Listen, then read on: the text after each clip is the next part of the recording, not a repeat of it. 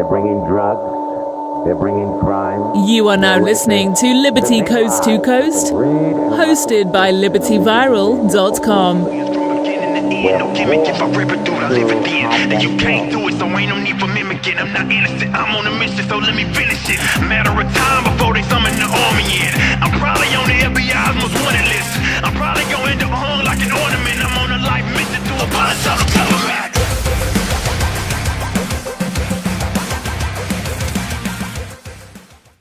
All right, guys, welcome back to Liberty Coast to Coast with Keith and Kody. We've got lots to talk about today. Kody and Keith. Oh, we're co-presidents of this show.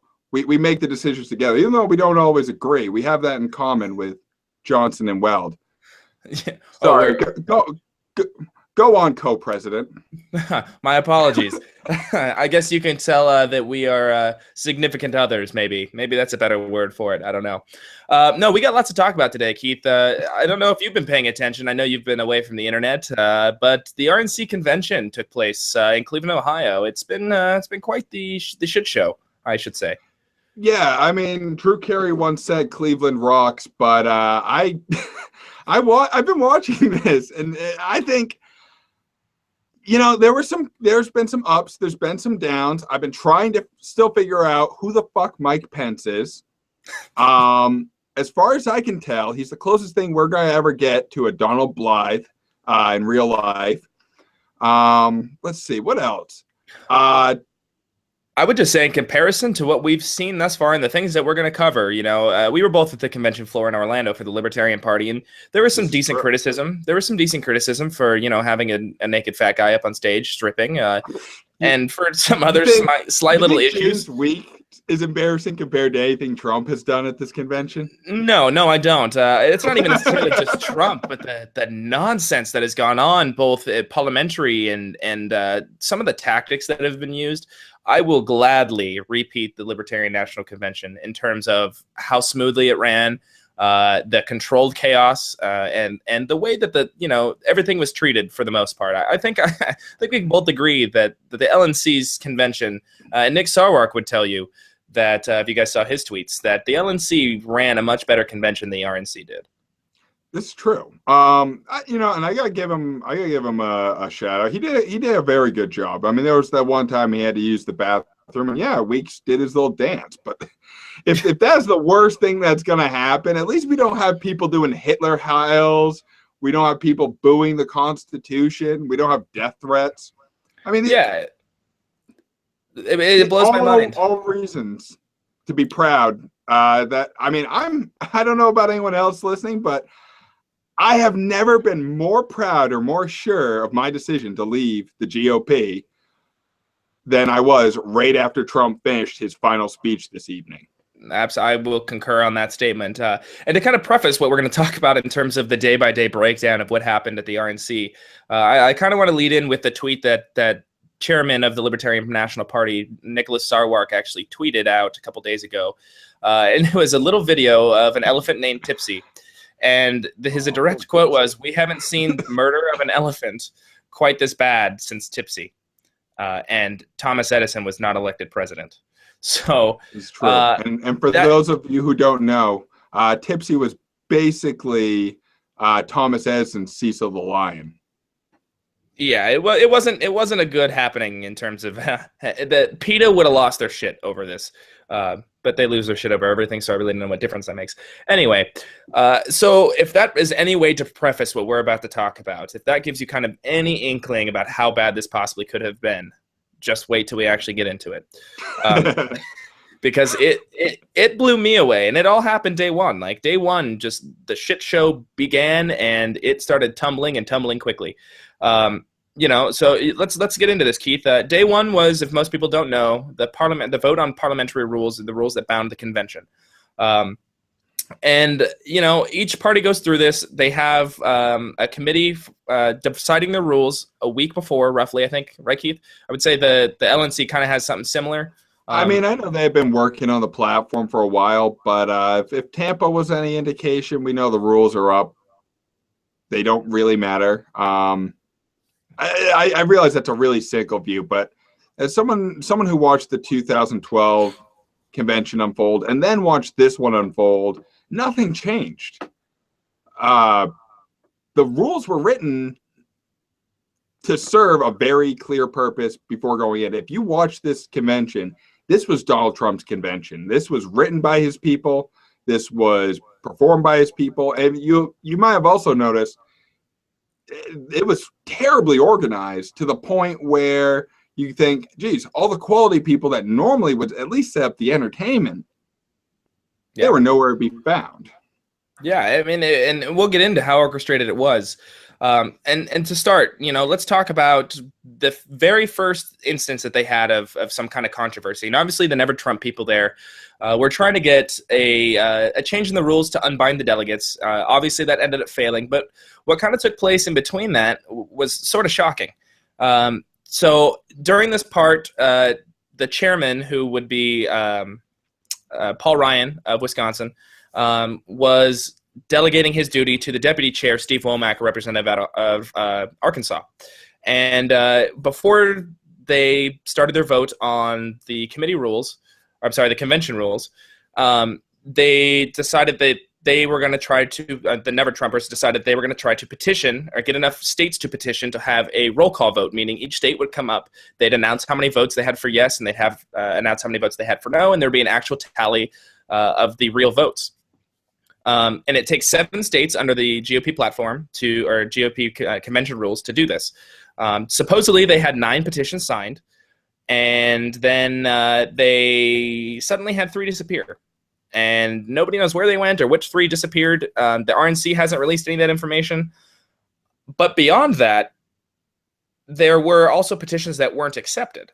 But before we get there, we'll just talk about how this vote actually ended up taking place. So they petitioned for this, supposedly had the votes. Turns out that they didn't for some strange reason. And it goes to a voice vote. And for anybody who doesn't know what a voice vote, Keith, you want to give them a demonstration?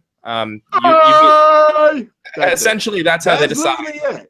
And you put 100 Trumpers in a room, all just doing guttural sounds like that. I don't know how you get a realistic vote. You have no idea. And when you're voting on something that big, I think it's important to know the opinions of all the delegates. Yeah, and you're not going to hear Bill Crystal over in the corner whimpering, "Nay," like you're not going to hear him. You're not, or nay, like you're not. It's not a reasonable way to handle professional business. Absolutely not. In a group of 10 or less people, sure, you can kind of figure it out. In a group of 20 or more people, okay, now you're kind of pushing it. Any more than 50 people, though, take that to a roll count, a head count. Make it legit. Make it transparent. Yeah, absolutely. So when they called for this, Steve Womack, who is the deputy chair now presiding, goes, "All right, all ayes," and they speak. And then he said, "All nays," and they speak. But the problem is he never silenced the crowd. He never told everybody to stop talking so they could actually get a quote unquote fair observation of the people voting. And literally, probably as I was watching it, if I had to estimate, 15 to 20 seconds, the ayes have it, and they passed the rules, the convention for the rules. Baffling, because clearly there was no way to tell who voted where, who said what. But beyond this, it comes to light that not only did they have the 9 petitions supposedly signed when they only needed 7 to push the roll call, North Dakota and Alaska both had their petitions not be accepted. So they had petitions ready to go, which would have put them, even with the 3 removed, back over the top of the 7, right? And from North Dakota, they said that their petition just wasn't accepted. And in terms of Alaska, it was even worse than that. They said that they went to turn their petition in to the secretary, Keith. They went to go find her to turn in their petitions. And when they went to where the secretary is supposed to be to accept these petitions, she was nowhere to be found. Some were even quoted as saying that security told them to go away. So then they thought, hey, let's go to the stage. They found another way that they could possibly turn this petition in. They go up to the front stage and they start waving it around in front of, Reince Priebus and anybody who's on stage to get their attention that, hey, we have this petition to turn in. And they were ignored. So they thought, okay, point of order. Let's call a point of order. Let's bring this to address. Somebody walks up to the mic and the mic is off. They were never addressed. They were never. And there are articles. I have plenty of notes in regards to this. So it was pretty phenomenal to me to see the lack of transparency that went on in the first day of the convention.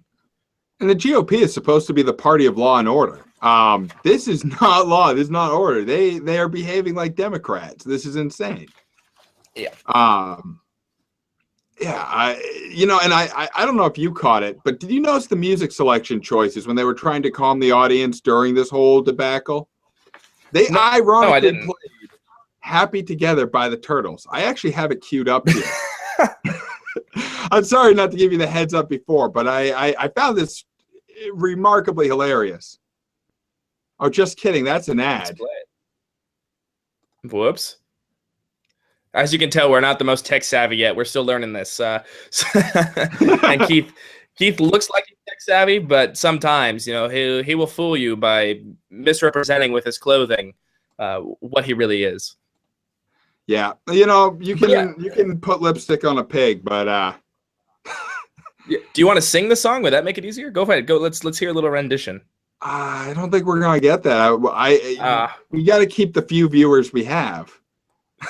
All right. So back to what we were talking about in terms of the intransparency or untransparency of the RNC convention and the way that they handle this.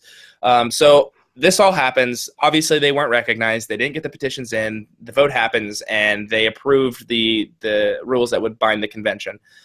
Right after this happens, on camera, you can watch people from the Colorado delegation literally walking out of the place. They were just done. They walked out.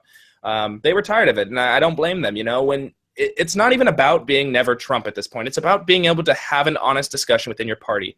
And it's something that we've seen time and time again from people on Trump's, on the Trump wagon or whatever, the Trump train. There's no room for dissent. They don't allow for dissent. You can't criticize. You can't say anything is negative. There's no room for it with them. I don't know if you've had experience with that, Keith, but I have people in my own family who have criticized me for criticizing Trump. It's difficult because these people, I don't know if it's because they see Trump as the shadow cast by Hillary, but once they have sunk their teeth into Trump, logic goes out the window. And, I think there are a few reasons why people could pragmatically get behind Trump, but they're so far and stretched. I've been working on a little theory, and I told you about this earlier. The whole "let's make America great again." Personally, I'm insulted by that. To me, America is still great. It's friggin' awesome. But absolutely, he keeps going on, and he keeps making these terribly hyperbolic statements. He keeps talking about building walls, and you get all these liberal commentators saying, "Well, if Trump's elected, I'm moving to Canada," which is really funny because Canada is way whiter than America, but we won't get into the hypocrisy there. But if all these people actually follow through, and you think about all the illegal immigrants who are listening to Trump, listen to him and say, "Oh, crap, he's going to send around the deportation squad," they might actually self-deport. You may have two groups actually leave the U.S. completely independent of Trump signing a single law if he were elected. And in that sense, he could make America great again. And I've heard Republicans tote this argument as a cultural battle, and they believe that alone is enough to fight for. And once you've come to that conclusion, it's really difficult to even base it in something like the Constitution, which used to be the backbone of the GOP, or at least my short time in the GOP. I was there for the Constitution, and I was there for the Pauls. That was the party I wanted. They were that was the gray goose at the party. Right, and I saw this explained for those of you guys who didn't know. The GOP actually elected their first their first delegate on the Rules Committee who was openly gay, and she kind of said the same thing. I can't remember her name off the top of my head, but she was basically talking about she came to the GOP because they were the party of limited government, of do what you do because you're the individual and you're in control of that. But she also said, this isn't what I signed up for. This isn't the party that I believed I was a part of. There are things that are radically changing in terms of what's happening with the GOP that people like you and I, Keith, when we came in, that wasn't what we asked for. That's not what represented us, right? We believe in things more intrinsically than it has to be the GOP. We're not GOP, or we weren't GOP because of the GOP. We were the GOP because of the principles it supposedly stood for. When we realized that those had been abrogated, there was no reason left to stay. And Brown used to say, you got to be wary of Republicans. They campaign like libertarians, and they govern like Democrats. And I kind of held my nose because of the Pauls for a while, but after a certain point, you just can't do it anymore. And I think to the people who were associated with the Republican Liberty Caucus, I think this convention needs to be the wake-up call. I mean, we had someone receiving death threats for refusing to cast a vote for Trump. Yeah, it was a Utah delegate, actually a very, very attractive young lady, too, coming out of the Utah delegation, who said she was cornered in a bathroom. And I'll read you exactly what the story was. According to NBC, Kara Berkland used the restroom at the Republican National Convention and emerged to a group of Donald Trump supporters threatening to kill her unless she leaves the state of Ohio, where the convention is taking place. That's directly out of an NBC report. And if you guys hadn't seen it, it was also reported by libertyviral.com. That's where I've got my source from. But that kind of stuff is kind of leads back to what we're talking about. They're not transparent. They're not okay with dissent. They're not okay with a differing opinion. You must fall in line with the Trump train or be ostracized. And worse than ostracized, you might be threatened to your life, right? Now, if we keep following this thought, and I think we have to go to last night's event. I have never been historically a huge fan of Ted Cruz. There's some things I like about him. There's some things I don't like about him. I don't want to make the sand glow, but I liked where he stood on the ACA. Well, last night, I really liked where he stood because he went out there and he didn't ask people to vote for him. He didn't ask people to vote for Donald Trump. He said, look at the down ballot candidates. Please go out and vote. And most importantly, vote your conscience and vote for whoever will uphold the Constitution. To which he was booed. I mean, this was the headline of the Boston Herald this morning. Like, this is insane. This is insane. And Booze Cruz. The funny thing is we talk about how orchestrated this was, right? Like, we talk about how everything that happened at this convention was planned. Trump's speech, or Trump's people approved Cruz's speech. They approved it. He had the speech prior to going out there. He had given it to the Trump campaign for approval. They said, yeah, go out there and do it. They knew full well what he was doing. And this is another quote out of the Daily Wire saying, Trump operatives were present urging the crowd to boo. This was orchestrated by the Trump campaign to make Senator Cruz a pariah within the party. If you guys don't understand what's happening here, Trump started his campaign about how corrupt, how unbelievably unjust political parties were. Until the point where he became the controller of the political machine, he stood against it. But now that he represents everything that the party wants, supposedly, he's using that machine to coerce dissent away from him. He literally they had people whipping booze against him, right? Yeah, it's insane. What kind of, it's literally, and I made this argument to somebody the other day, in accordance to Trump. It used to be a closed ceremony, right? Nobody understood the parliamentary rules. Nobody understood what was going on. And then Trump steps in. He starts bringing a light to it, right? He starts taking, the way I explained it, he starts taking the layers off the house. So that way you can start to see more and more inside of what's happening. So now the expression that I've been using is, for so long, it was just corruption inside of a house. Well, now at least it's a glass house. We can see inside the house. We can see how orchestrated and planned out everything is. We can see how ridiculously planned and set up each moment has become. I mean, even going down to, Keith, we were talking earlier about his wife's speech, right? Now, I would love to talk about that because as a salesman and as someone who's pitched a lot of things, I actually have to say that was an orchestrated maneuver. There's no doubt in my mind that there was no accident there. I think he purposely, and I think he brilliantly did it. And excuse me for praising Trump on his salesmanship, but having his wife plagiarize the first lady was an incredibly strong maneuver. Because what happened the next day?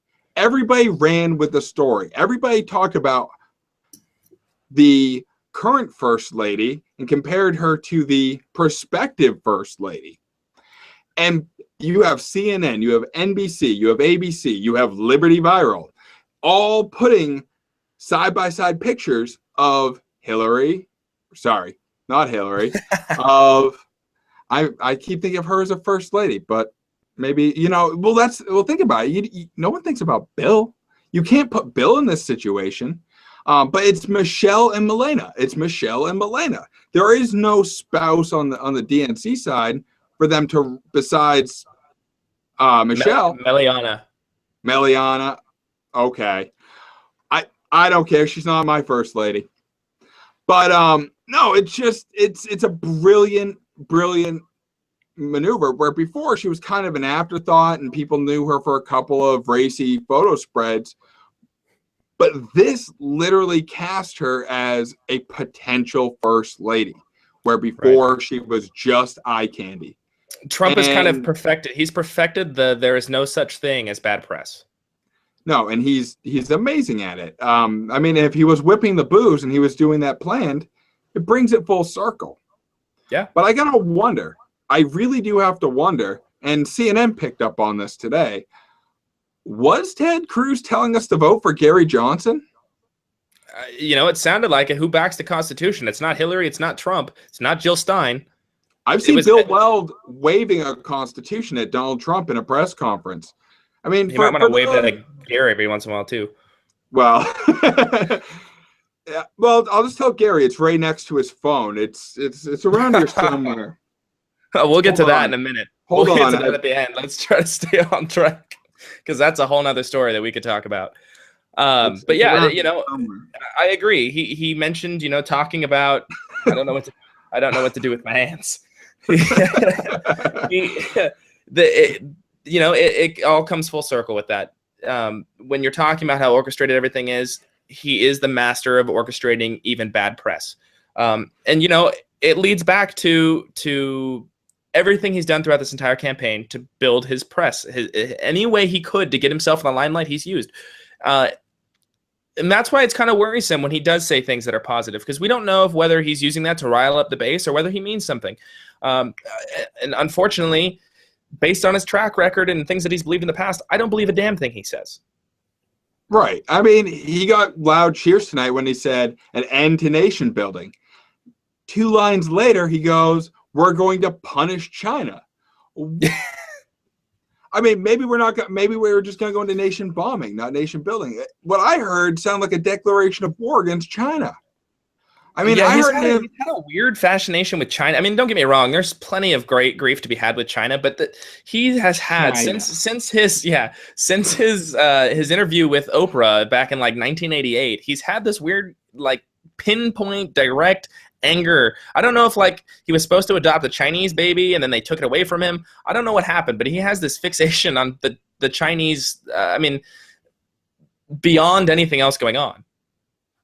Yeah, well, I mean, maybe it's a business partner thing. They are the largest competing market out there. It does make sense from a business standpoint that he would hold grudges, but still, the promises he's making, I even have to wonder, and I brought this point up to you when we were watching the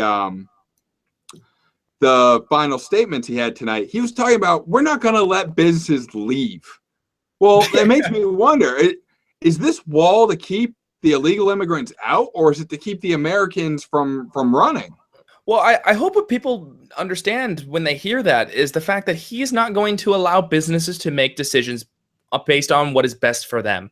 If what is best for you is to get out of the corporate tax rate that we have in the United States because it is so damn high, and to go somewhere else where it may be lower to bring better goods to the American people, why is that not a viable option? Why do we have to be so protectionist on our goods that now the government has a right to tell you where and where you cannot do business? That in and of itself should be a disqualifier for President of the United States, because it does not allow you to have the sovereignty to do with what you want with your property. Yeah. And I didn't hear it in this speech, but I've heard him in other things. He's even waffled on the minimum wage, where he's not only telling businesses they can't leave, but he's telling them he's going to raise the minimum wage. Well, how do you have your cake and eat it? I mean, I thought we had a choice between the Dems and the Republicans. I mean, that's what they said, but they're both for trade protectionism. They're both for raising the minimum wage. I don't see the difference here. Well, he's also the king of speaking out of both sides of his mouth, because if you watched his speech tonight, everybody's up there cheering and celebrating with every word that comes out of his mouth. But what they're not realizing is he's not saying anything. He's saying what they want to hear, but he's not giving you how he's going to implement anything. He even talked about, he's like, I will get to how I will implement my economic plan. I will get to that. He never got there. He never talked about what his ideas. I mean, he'll say in a platitude version of what he thinks he can do, but he doesn't talk about how to actually go about doing so. And he hasn't done this his entire campaign. There has not been a moment where I've been met as a substantive idea from Donald Trump. I haven't had that moment. I've had it from others, but not from Donald. And that's really worrisome to me, because that lets him have the leeway he expects to have to do with what he needs to. I mean, 60 Minutes, in his interview with 60 Minutes with Mike Pence the other day, he said that he'll only uphold the Constitution when it's beneficial for him. And there's still people in the Republican Party who sit there and rah-rah over the Constitution. Yeah.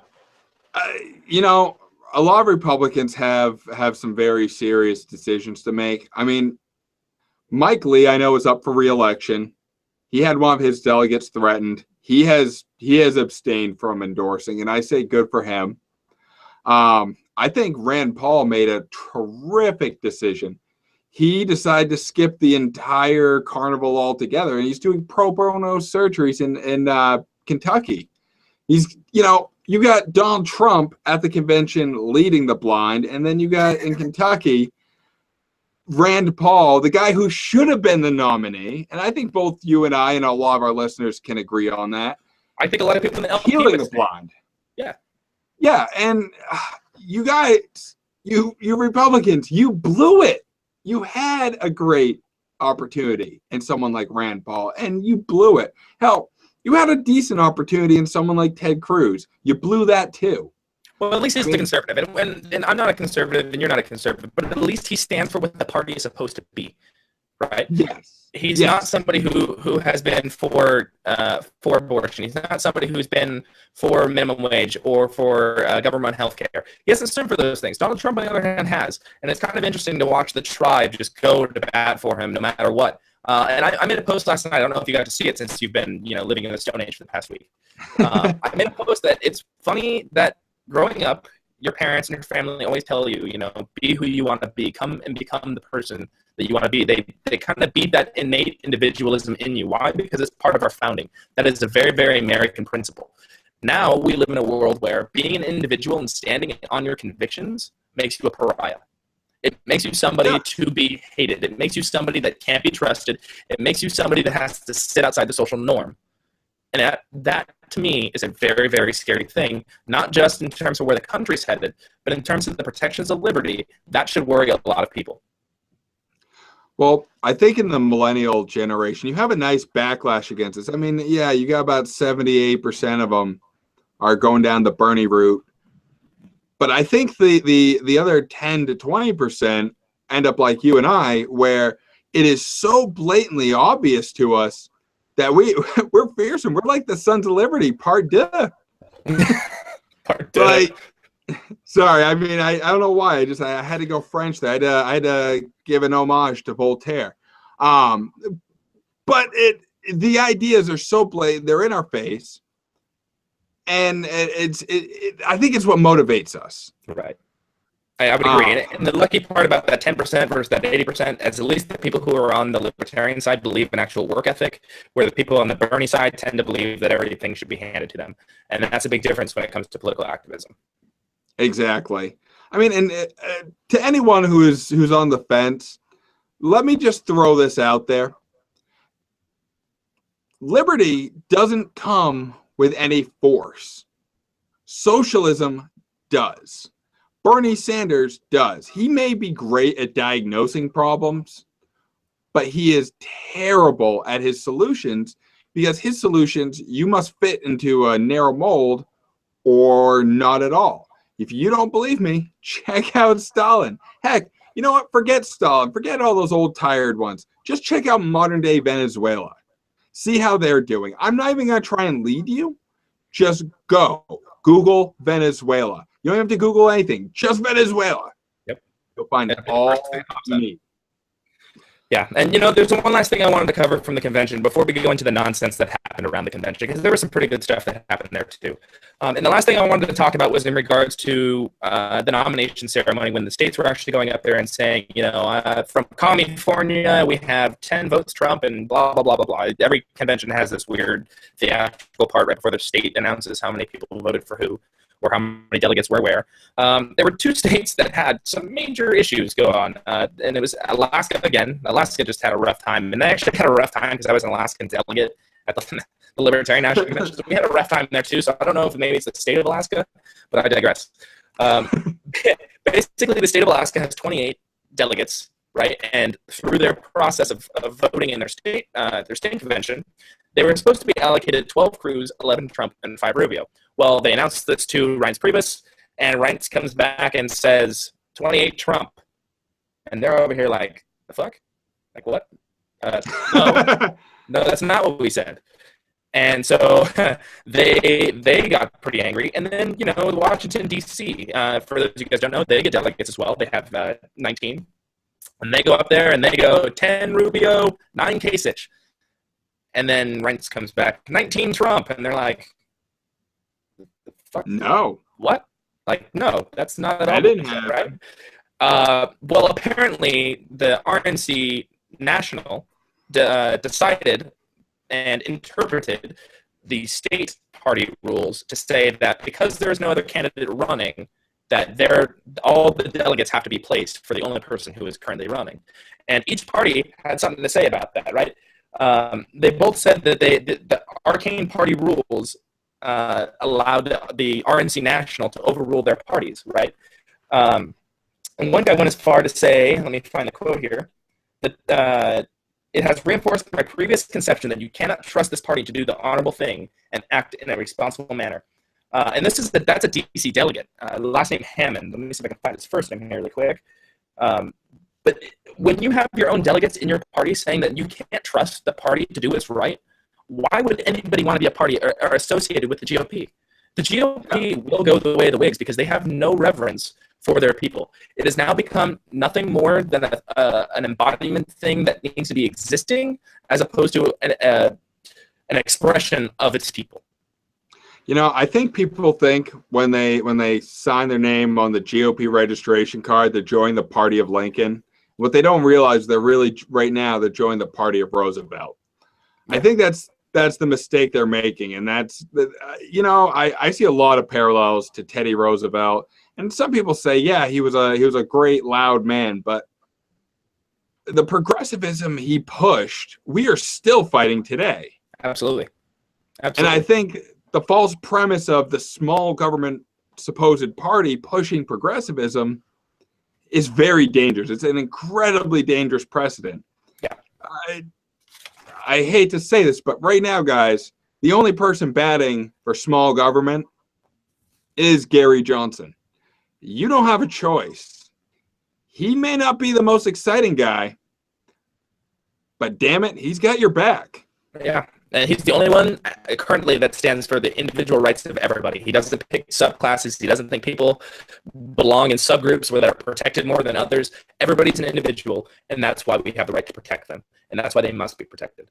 I've gone on rants about that on Facebook. If you guys are friends with me, you've probably seen it about how individual rights are so sacred, and that is the only right that needs its defense. There is no other right beyond the individual that is more important.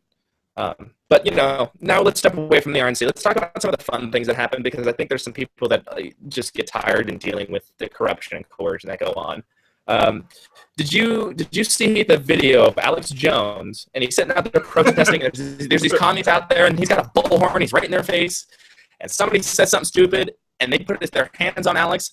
And to quote Eric July of Backwards, he said, Alex Jones opens the pit on commies. It looked like it went into straight mosh, dude. If you put some hardcore music on the background, everybody's just swinging on each other. Alex Jones gets thrown in this mob. It was a great video. Was that before or after he crashed the Young Turks party? This is a couple days ago. I believe that Young Turks video happened today, and if you guys didn't see that, Cenk Uygur is sitting there filming his Young Turks, and what was the shirt that he was wearing? That Alex was wearing? Well, he wasn't wearing, but he came up and he went to advertise a show. You know the blue and red hope? Well, it was a picture of Bill Clinton, and it just said rape. And as dark as that is, that's fucking hilarious. If you guys haven't seen the video, go watch it because it turns into an all-out brawl. Somebody's calling Alex Jones a fat fuck on camera, which, call a spade a spade. And Cenk Uygur sitting there, get off my stage. And then all of a sudden you have Roger Stone come out from the fucking bleachers, shockingly enough. And of all things, I don't know why he was shouting it, but maybe it was like a Wizard of Oz. If you wish it 3 times, it happens. But he just shouts, "Blowjob, blowjob, blowjob." I don't know what happened. Was he asking Cenk for a blowjob? That's a story that needs to be reported. It was by far the most exciting bum fight in all of Cleveland. I don't know about that because there was another very, very exciting bum fight, and this had nothing to do with the Republicans. This is even better. This is true. This actually resulted to primal fecal matter flying. It wasn't fecal matter. They were throwing urine at each other, and this is coming by way of the AP and New York Post. This is their headline. Members of the KKK, Black Lives Matter, and Westboro Baptist Church reportedly throwing urine at each other outside RNC. Is that not the greatest article you probably could have ever read? So, how does one throw urine? Do they piss into a cupped hand? I was thinking Molotov cocktails, but instead of lighter fluid, you just urinate in it and then put a wet, dirty paper towel on the top. That's it. I mean, you got to think too with those KKK uniforms. A good asparagus-soaked yellow bomb would really do some damage. Yeah, then they look like some kind of Chinese version of the. Oh god, there goes the racist jokes again. We're never getting hired anywhere. Well, let's since we're gonna talk race a little bit and we're bouncing all over the place. I just want to say to anyone who's seen any of the wonderful Black Lives Matter protests, I got stuck behind a very infamous Black Lives Matter protest. The one in Portland happened right on Commercial Street. And that's getting shared by 9/11 something, but it's got over 1 million views right now. And yeah, there's cars driving through these Black Lives Matter protests, but that's not the funny part, and that's not the weird part. The funny part is everyone's done it. I did. I got out of my car and played this game. We played Count the Black People.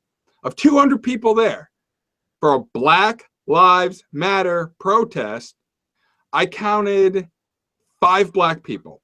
Now, there must have been at least another 100 to 150 hipster, under age of 30 white people, and a few mixed others. Does anything say white privilege, being part of a Black Lives Matter movement? That's a serious question. It's funny that being of Hispanic heritage, and I know people are looking at me, look Hispanic, I get it. I get that all the time. My last name is Fairfield, the idol. You're Hispanic? Yeah, I'm 50% Mexican, second generation United States. And then on the other side, I'm 25% Italian. Yeah, dude, there's barely any white of me. But I get told all the time that I can't relate. Yeah, I get told all the time that I can't represent my Mexican heritage. Okay, thanks, white privilege professor. You're telling me that I can't associate with. So the same thing goes to them. It's all these white guys that are sitting out there with their fucking Ray-Ban glasses with no lenses, their fucking calf-high jean shorts rolled up, and their stupid mustaches. Get over yourselves. You're not helping anything. And not only that, you've associated with a group of people who have been extremely militant, extremely hostile, and that haven't actually done anything. They've done nothing but create division, and that's the honest truth. It's not that I can find things to agree with in some of the Black Lives Matter, but I will never agree with their tactics. I will never agree with the way they go about it, and I'll never agree with having violence in any kind of protest. Look, Tiananmen Square, one man standing in front of a tank holding some groceries. That was powerful. Pack full of assholes blocking a freeway. Not powerful. No. In fact, I want to thank the person who had the balls to drive right through them. I didn't. I pulled over and I got out of my car because I wanted to poke around and see what the commotion was about.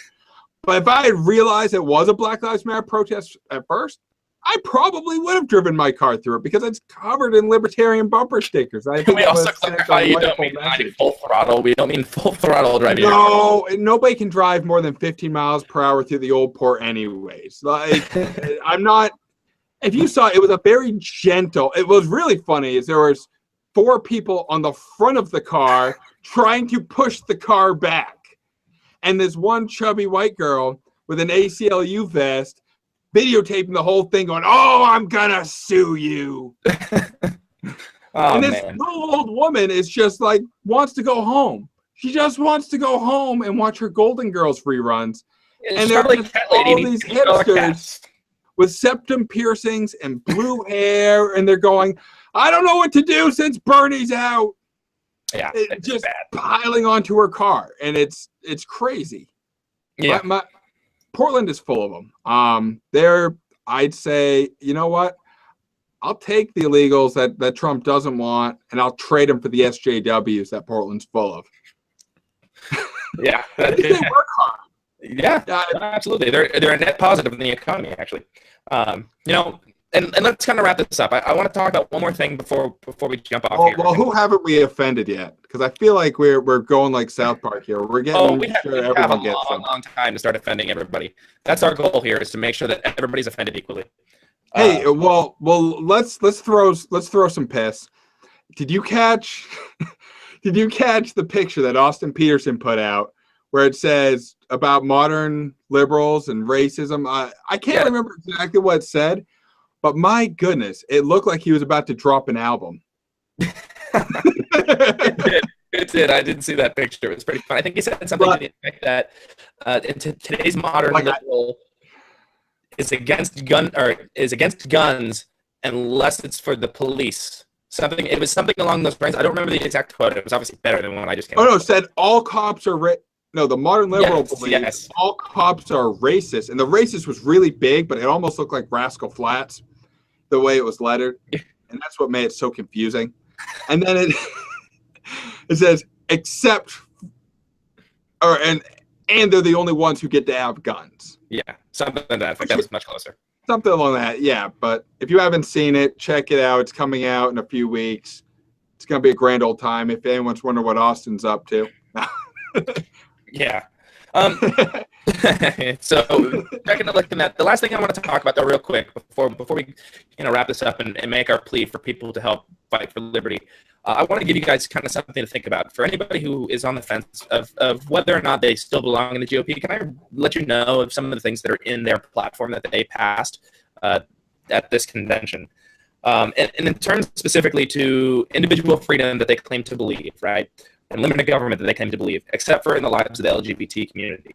And we're not LGBT warriors. We're not people who go out there, like Keith said. We're not for the social justice warriors, but we're for the right to be an individual, right to be different, right? You have the right to bodily autonomy to do with yourself as you please. And I'd like to read some things about the platform that kind of struck me as completely counter to that initiative. The platform demands that lawmakers use religion as a guide when legislating or stipulating laws, and the quote says that man-made law must be consistent with God-given natural rights. Now, you may read that as God-given natural rights. Yeah, that's what it says in our Constitution. However, they are directly making a link to God-given principles, right? It's fine that God-given's in the Constitution. We can argue that at a different time. But my point being here that they have now changed. This was not in their bylaws or in their platform in 2012 and 2016. But it is in 2016. The other thing they said is that pornography is a public menace, especially harmful to children. Now, regardless of what you believe on pornography, and we can argue that all day long, that's still not government's role. Government's role is not to invade your private space or your bedroom. That's not their role. And that is their platform. And we all know what happens to children who are exposed to pornography at an early age. They become libertarians. That's a joke. Yes, it is. Well, I don't know. I mean, a lot of people were exposed to James Weeks. Still not as embarrassing as Trump's behavior. Fair point. But the most atrocious thing that is in this, that is in the platform, that has been so far pushed to the right, and we could talk about traditional family values and the value of that and how that relates to liberty. But still, again, the government has no role in your in your bedroom. You can privately think those things and you can live your life that way and go for it. But you don't have the right to direct other people's lives. And listen to how they word this, because they try to play a little bit of word manipulation. They say additional provisions include those that promote state laws to limit which restrooms transgender people could use, and nodded to conversion therapy for gays by saying that parents should be free to make medical decisions about their children without interference, and stated that natural marriage between a man and a woman is most likely to result in offspring who do not become drug addicted or otherwise damaged. So their theory is that they're trying to protect the public from being drug addicted and otherwise damaged with denying rights to people to be in love with each other. But they also make a push and a nod for conversion therapy. And if you guys haven't read my article about why 5 reasons Mike Pence is a big government butthead, and I wrote that for Liberty Viral, if you guys want to check that out, go over there. I talk about the fact that in his 2000 campaign for Congress, he had a push for conversion therapy. He wanted to use federal funds for conversion therapy. He wanted to take it away from Planned Parenthood and push it toward conversion therapy. So if you at all fall in line with believing that you have the individual rights, even if you're not in favor of gay marriage personally, but you believe in individual rights and that the government doesn't have a role in that, that's fine. But you cannot stand for the GOP that's allowing this kind of crap to be put into their bylaws. And the funniest thing and the most ironic thing for me is the fact that now Donald Trump is their nominee. Donald Trump, who's been married 3 times and has been married multiple times and has kids with 3 of them, right? Donald Trump, who is married to a foreign model who, we don't know what her motives are, but we can all insinuate. Donald Trump, who has been the least kind person when it comes to sensitivity and not making fun of journalists with disabilities, right? This is the person they're pushing in there. That was a Donald Trump impression, by the way. That was not making fun of the journalist. I just want people to realize what the platform stands for of their party. You may think that Donald Trump stands for what he talks about, but look at the party platform. Even if you believe what Donald Trump stands for, look at the party platform. That's what represents you. So we're going to make this last pitch plea before we get off air. Make sure that you fully understand what it is to be an individual. There's nothing more important, there's nothing more sacred than being an individual and having the right to do so. The government has no other role but to protect individual rights, that being the right to property and personal property, meaning your life and everything thereof. I don't know about you, Keith, but that's something that I'll stand for the day I die, and I think that's the thing that needs to start being talked about more often. Absolutely, and I think people do need to take a good hard look at their platform. And I think if they read the GOP platform and they find themselves questioning Trump, and they're finding themselves questioning where are their interests actually being defended, I just implore you, maybe you don't like Gary Johnson, maybe you do. He was a Republican once upon a time, and he was a fantastic fiscal conservative. Take a look at him, and when you're done taking a look at him, take a look at the LP platform. The Libertarian platform is fantastic, and I only disagree with a few fine points on it, but that's only because I'm a contrarian like every other Libertarian. I think it's a fantastic start, and it's much more clear, it's much more concise, it's much more common sense, and above all, it protects individual liberty just as our founding fathers set out to do. I mean, I think right now you have the Libertarian Party is on the edge of breaking out, and it's breaking out because I think good people are finally waking up. And if you're one of these Republicans that's lost in the wilderness and you're too good for this Trump nonsense, come check us out. If you're in California, talk to Kody. Send him a private message after you watch this. If you're in Maine, if you're in the Northeast, anywhere from Connecticut north, send me a message. We will get you on the path. We'll connect you to our state parties. There are a lot of good young libertarians who are basically taking the Constitution back, because we know if you try and talk the Constitution to the same crowd that showed up at the RNC convention, you're going to get booed, just like Ted Cruz. And vote your conscience, vote your principles, get out there and be involved. Don't sit back and let Trump run away with all this, because America, you're better than that. It's time to stand for something, guys, and it's time to actually make a difference in the world and stop sitting in our ass and watch everything burn.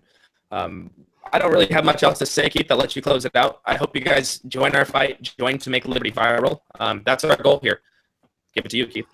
Yeah, no, I mean, thank you guys for listening. And I mean, if you want to shine some light, do watch Trump's final speech and see if that is the person you want representing you. And when you find it wanting, come check out lp.org.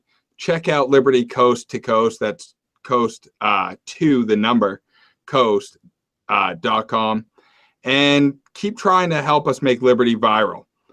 We're on the front here, and these are dire times. Normally, this is where I'd crack a joke and say something like, I'm more humble than you, but that's already implied. All right, everyone. You have yourselves a great night. Nice talking to you guys.